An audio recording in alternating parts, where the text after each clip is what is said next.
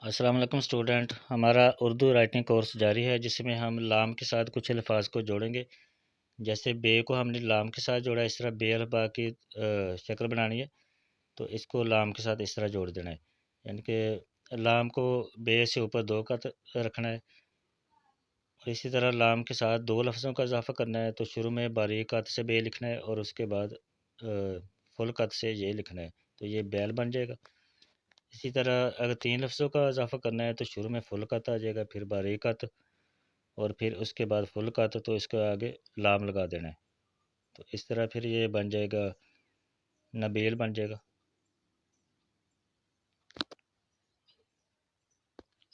اب دیکھیں بے کو میم کے ساتھ اس طرح جوڑنا ہے، پھر ایک لفظ کا اور اضافہ کرنا ہے تو اس طرح بیم بن سکتا ہے یا ٹیم بن سکتا ہے،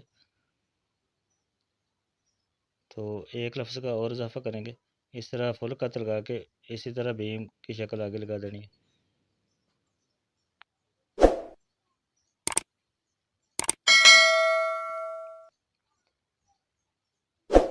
اگر آپ نے اس کے ساتھ ایک لفظ کا اور اضافہ کرنا ہے تو شروع میں باریک خط آ جائے گا، اس طرح جیسے یتیم لکھا ہے شروع میں اس کے باریک خط اس طرح لگا دینا ہے۔ تو یہ کوئی بھی لفظ بنا سکتے ہیں اس طرح، یعنی کہ مقصد کہنے کا آپ کو جوڑ لگانے کا طریقہ بتا رہا ہوں کہ جوڑ ایسے لگاتے ہیں۔